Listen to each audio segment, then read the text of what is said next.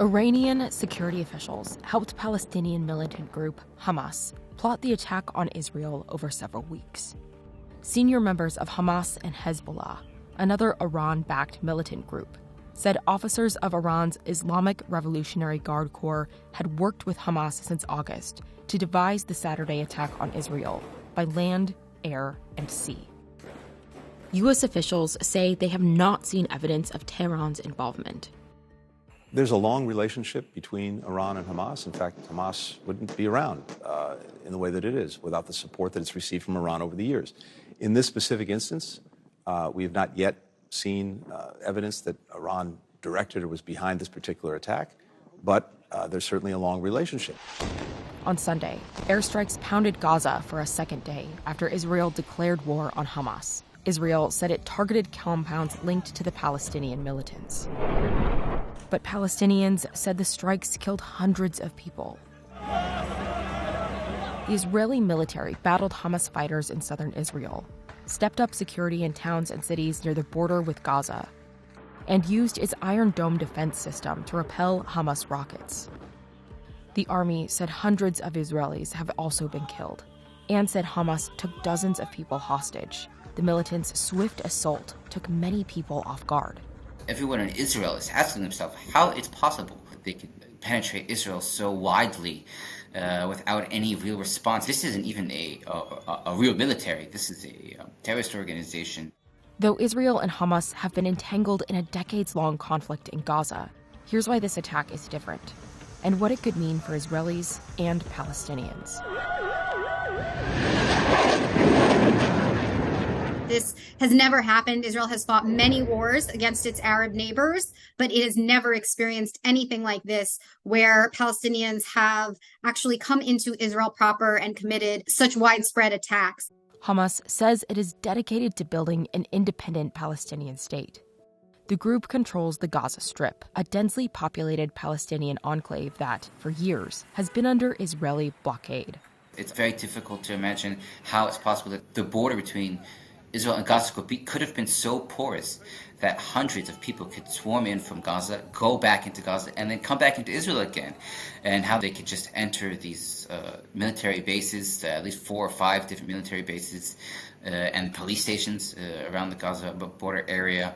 It's currently unimaginable at this scale. Now, the Israeli military officials don't want to talk about the intelligence failure yet because they say they're currently in the phase of fighting the war. The last major conflict between Hamas and Israel was in 2021, in which more than 250 people in Gaza and 14 in Israel were killed.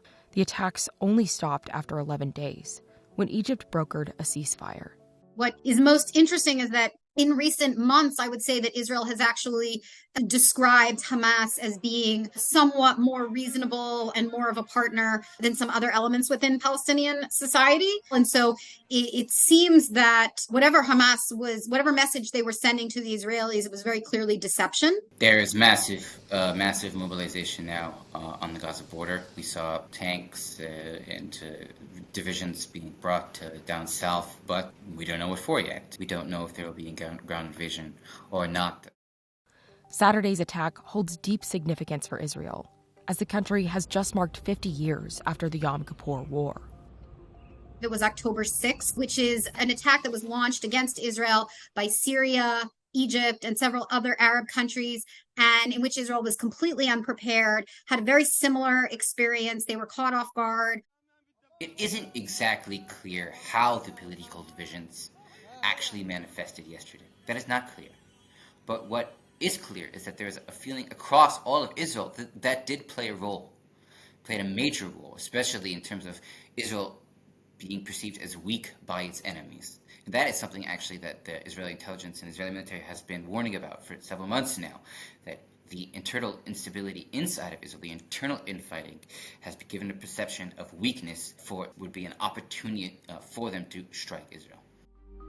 The death toll from the start of the fighting has jumped to more than 700 Israelis, according to Israeli authorities.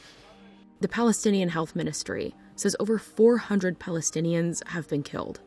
It isn't clear how many among the Palestinian dead are militants, but Israel's military said it had killed hundreds already. Just considering the fact that something like this is completely unprecedented, I would expect them to use all their resources, ground, air, and it's going to be devastating for the people of Gaza. I don't see any other way that this could possibly go. There's going to be a lot of lost lives all across the board. It is such a complex scenario due to the number of hostages currently being held in Gaza, and again, what the end goal of an invasion of Gaza might be. But what I can tell you for sure is that this is only getting started.